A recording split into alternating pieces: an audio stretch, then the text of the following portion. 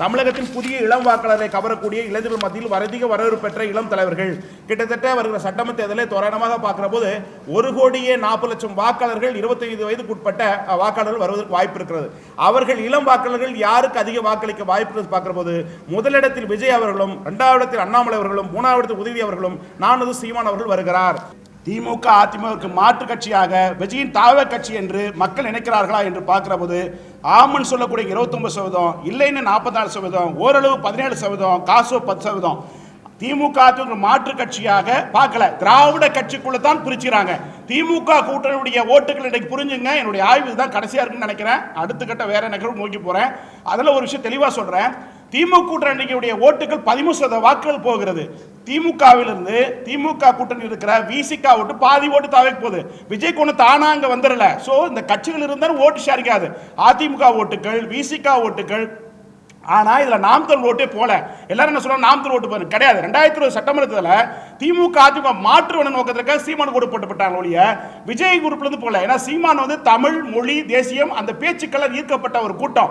அந்த கூட்டம் விஜய் கூட்டம் போற கூட்டம். விஜய் கூட்டம் வந்து கொள்கை, கோட்பாடு எதுவுமே இல்லாத முகத்தை பார்த்து இருக்கிற ஒரு அரசியல் புரிதலாக ஒரு கூட்டம். இந்த கூட்டம் லாங் டைம் பாலிடிக்ஸ்க்கு ஒத்துறாது.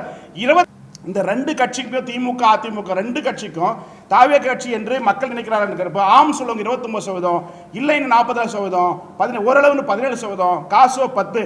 இந்த ரெண்டு கட்சி 3 கட்சியுமே திராவிட சித்தாந்தத்துக்குள்ள ஓட்டுகளை பிரிச்சுறாங்களே.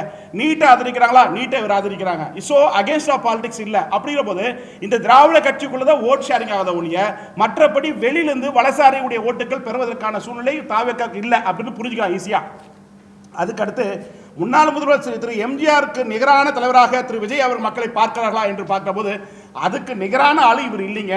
அவருடைய காலகட்டங்கள், அவருடைய சூழ்நிலைகள்லாம் வேறு, இவருடைய சூழ்நிலை வேறு. எல்லா நடிகரும் கூடுகிற கூட்டமாக தான் இவர் கூடுத ஒழிய அது கொள்கை கூட்டமாகவோ கோட்பாடுக்காகவோ நாட்டின் வளர்ச்சிக்கான கூட்டமா அல்ல.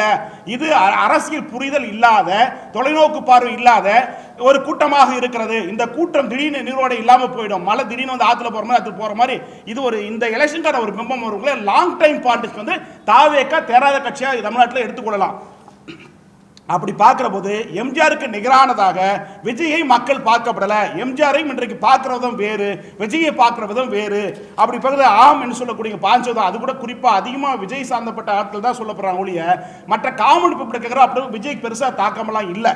ஸோ அப்படி போது 15% ஆம்னு சொல்லி, இல்லைன்னு சொல்லி 59%, ஓரளவு சொல்லி 17%, காசோ 12% சொல்லப்பட்டிருக்காங்க.